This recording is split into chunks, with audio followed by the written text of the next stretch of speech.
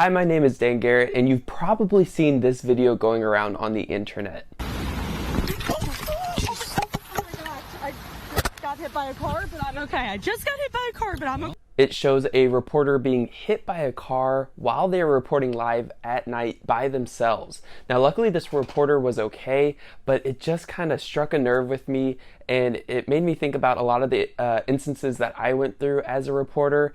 And luckily right now, this is really starting the conversation among journalists about whether reporters should be out by themselves. So in modern day reporting on television, they have come up with a new term called multimedia journalist, or MMJ. So this person films, edits, writes, and reports live all by themselves. They do not have a camera person with them.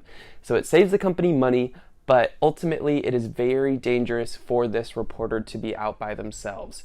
So I used to be a television reporter for many years. I worked on the night shift, and I was always by myself. I never had a reporter or a photographer go with me.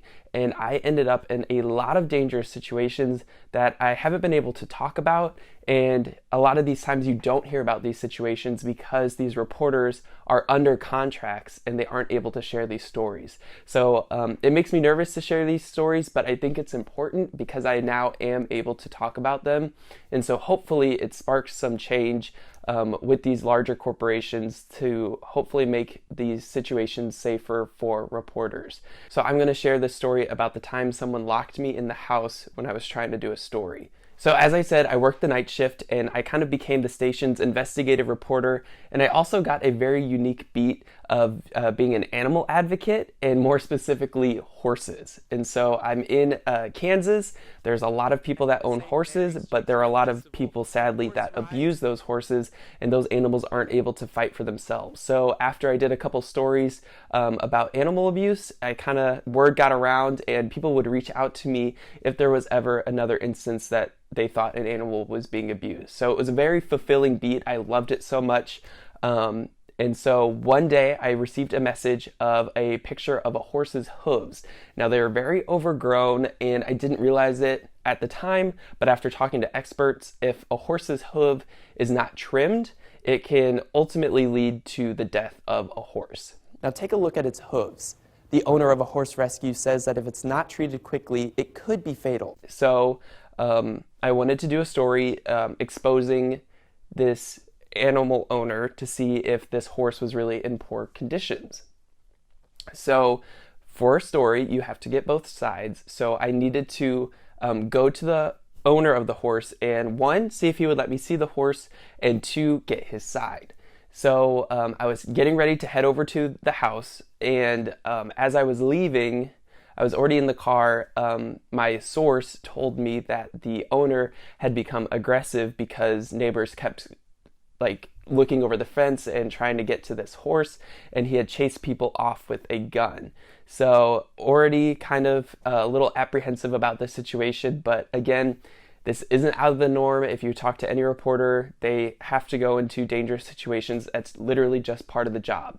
So I am being cautious when I do this, but I do go up to the house. I have my phone kind of tucked under my jacket, but I am recording just in case something were to happen.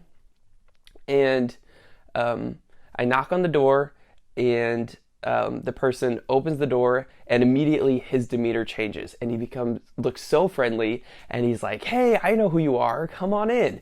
And normally I wouldn't enter anyone's house, especially in a situation like this, but you have to do that give and take as a reporter. Make sure you keep a rapport. You don't want to look like you're too standoffish with this person.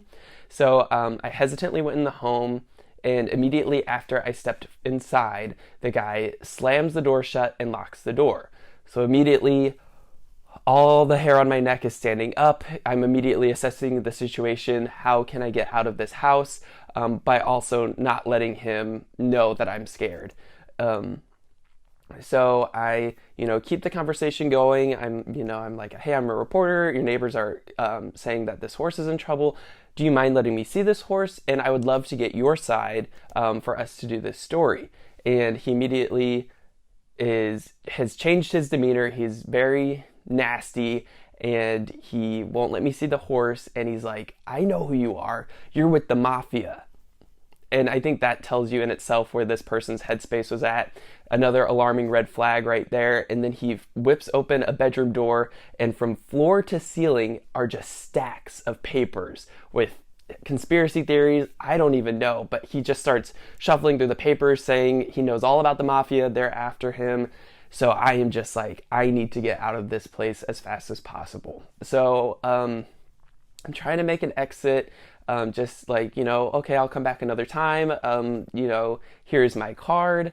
And he keeps coming closer to me. And at the time I'm wearing a company jacket and it's got the logo, and he keeps trying to like poke it and poke at me. And I'm just like backing up slowly. He's like, I know who you are. You're with the mafia. Like, I've seen you stalking my house, just trying to change the subject. And he's just being very aggressive. So I just do everything that I can. I give him my business card, and I get to the door, and I'm able to unlock it without really him noticing. And he just kept rambling about other things. And so I was only locked in there for 5 to 10 minutes, but I think I talked myself down about how scary that situation was, because over the years you get put in a lot of situations, but that situation could have gone so different, and people wouldn't have known exactly where I was. You're always in different situations. Luckily, I was able to get out of the house, and I was safe. I told my news director that I wasn't going to go back there by myself, but just so many situations where every day you're just expected to do it because that is your job. You are a journalist. You're bringing truth to the people, and sometimes it's awesome, but a lot of the times it's very scary. And especially in this situation with this reporter being hit at night, everyone is saying that there should have been a photographer that could have kept a lookout, maybe could have stopped the car, told the reporter to get out of the way. And I just remember every night having to go live 10 o'clock at night. It is pitch black. You have a blinding camera, blinding light in front of you.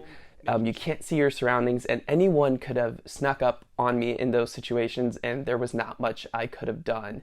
And, every day you get sent out into these situations. I went into forest fires, tornado weather, just everything, shooting situations, active shooting situations. I'm there by myself, and it just needs to change. I hope other people can come forward, but again, because of contracts, not everyone is able to share their stories. So please just, hopefully more people are able to share their instances. Thank you if you've watched this whole video. Please ask me any more questions you have in the comments, or if there are other stories or examples you would like to hear, but thanks for listening.